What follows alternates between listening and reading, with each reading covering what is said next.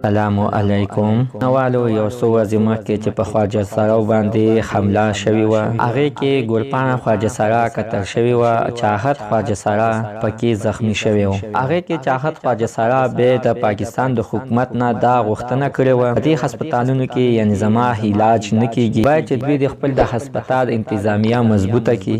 چې دې سره په هسپتال کې ډېر غټ ظلمونه شوي وو، ډېر ناروا کارونه شوي وو. تاسو غواړئ چې پوه شئ نو زموږ د ویډیو د سره تر اخره پورې وګورئ، نو تاسو ته به پوره معلومات در ورسېږي چې چاحت خواجه سرا سره کوم اخر داسې ناروا کارونه شوي وو. دې ویډیو نه مخکې زه تاسو ته دا یادګي نه وکړم، تاسو که چېرې زموږ په دې چینل کې نوي وئ حتما د زموږ همدا چینل د سره سبسکرایب کړئ، خوا کې ورسره د ټلۍ نښان ووهئ. یوه نوي معلوماتي ویډیو تاسو ته په اسانۍ باندې در ورسېږي. مینوالو په 8 تاریخ باندې ګلپاڼه خواجه سرا قتل شوې وه.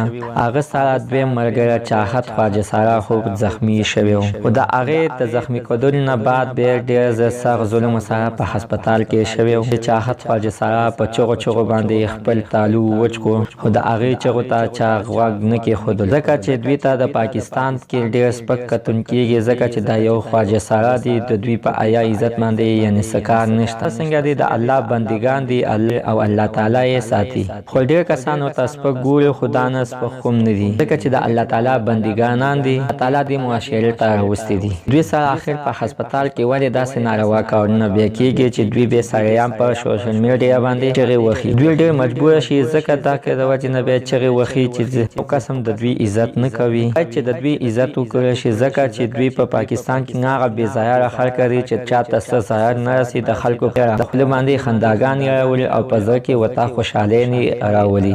د هر سړي په خوشحالۍ کې ځان شریک کوي. اوس ښه ده، ډېره ښه ده، ځکه چې د مخکې حالات نه ډېره ګزاره شوې ده، ځکه چې بېګا ورسره زموږ خبرې شوې وې او ویل چې الحمدلله د هسپتال انتظامیه زموږ ډېر مدد کوي او ډېر خدمت هم کوي. تعالی دې دوی ته صحت ورکړي، خپل رحم دې پرې وکړي چې بیا داسې کارونه نه کوي. مینوالو مننه مو کوئ که زموږ دا ویډیو تر اخره پورې کتلې وي. تاسو که چېرې زموږ په دې چینل کې نوي وئ او چینل هم نوي سبسکرایب کړئ، حتما د دا چینل ته سبسکرایب کړئ، خوا کې ورسره د ټلۍ نښان ووهئ چې ښه یوه نوي معلوماتي ویډیو تاسو ته په اسانۍ باندې در